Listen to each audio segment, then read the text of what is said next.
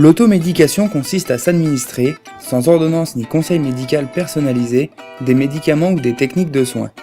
Nous avons interrogé les Dijonnais sur cette pratique et sur ce qu'ils en pensent. Parce que j'ai pas confiance à ces machins-là. J'ai un bonhomme, il a essayé d'arrêter de fumer. Il a perdu tous ses cheveux, tous ses poils, il a pris n'importe quoi. Il a plus rien nulle part. Ah ben oui, mais moi je vais pas, sans médicaments on peut pas. Il faut prendre un médecin. Ils ont fait des études. On peut pas prendre n'importe quoi. Pas forcément, parce que je suis sous morphine depuis un mois, une sciatique depuis 3 ans, 3 opérations dans l'année dernière. Donc l'automédication, ce serait trop dur à soigner pour ce que j'ai, quoi. En fait, je la pratique, mais pas avec des médicaments, avec des plantes.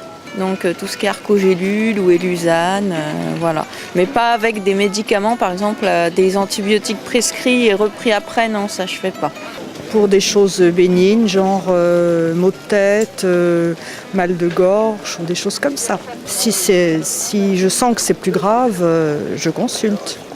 Parce que si j'ai un mal de tête, je sais que je vais aller prendre un Efferalgan et ça ira mieux, tout simplement. À chaque fois que je suis malade, je ne vais pas spécialement voir le médecin. Si c'est un petit rhume ou quoi, je sais que ça va passer. Et concernant les médicaments de façon générale, les craintes ne subsistent pas chez tous les Dijonnais. Je pense que les accidents sont quand même assez rares, compte tenu du nombre de médicaments en circulation et consommés. Donc ça ne me fait pas particulièrement peur, puis j'ai confiance dans ce que mon médecin me donne quand j'y vais. Oui, ouais, j'ai peur aussi, oui, quand même. Parce que effet secondaire, pas bien bon non plus. Et si je pouvais me soigner tout seul, en automédication, je le ferais. C'est pour ça que je viens à la pharmacie bio. Non, j'ai pas peur des médicaments quand c'est prescrit par un médecin. Moi, ça fait des années que j'en prends. J'ai une maladie des os, tiens, regardez. J'ai de l'arthrose, je suis obligée d'en prendre. J'ai tout le temps mal à la tête, j'ai plein de trucs. Et il faut prendre pour la circulation du sang. Moi, j'ai 70 ans. C'est pas... il faut bien en prendre, autrement on vit pas. Ouais, c'est pour ça que je prends quasiment que des plantes. Parce que quand vous prenez certains médicaments et que vous lisez ne serait-ce que la notice des effets secondaires, moi je connais des gens, c'est pareil, ils ne les prennent pas à cause des effets secondaires, quoi. Ça dépend quel médicament, parce qu'il y a des médicaments qui ont des effets secondaires assez violents quand même.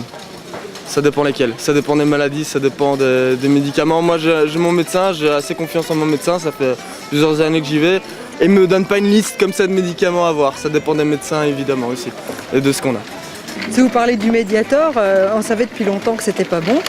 Après, si des gens continuent à le prescrire, tant pis pour eux, mais ça s'arrête là, quoi. Après, il y a des médicaments qui ont des effets secondaires importants et qui sont potentiellement dangereux, mais c'est pour des patients qui en ont besoin et on pèse le risque, voilà. Après, l'automédication peut être dangereuse, même avec un produit vulgaire, non ? Comme l'aspirine, qui peut avoir des effets secondaires épouvantables, et là, personne n'en parle. Donc, il y a un peu de tout dans cette liste. Il y a effectivement des médicaments à surveiller, et puis il y en a d'autres qui n'ont pas encore le délai de 6 mois depuis leur mise sur le marché. Et pendant qu'ils sont dans ce délai de 6 mois, ils sont obligatoirement sur la liste, mais ils en sortiront. Donc les 77 ne sont pas 77 médicaments dangereux, il y en a moins que ça. Un peu, bien sûr, oui. Parce que ça fait du bien d'un côté, ça détruit quelque chose de l'autre. C'est-à-dire, j'ai une cousine qui a été soignée comme ça, elle a des problèmes de cœur. Une réaction ? Un témoignage ? Commentez ce reportage sur dijonsanté.fr.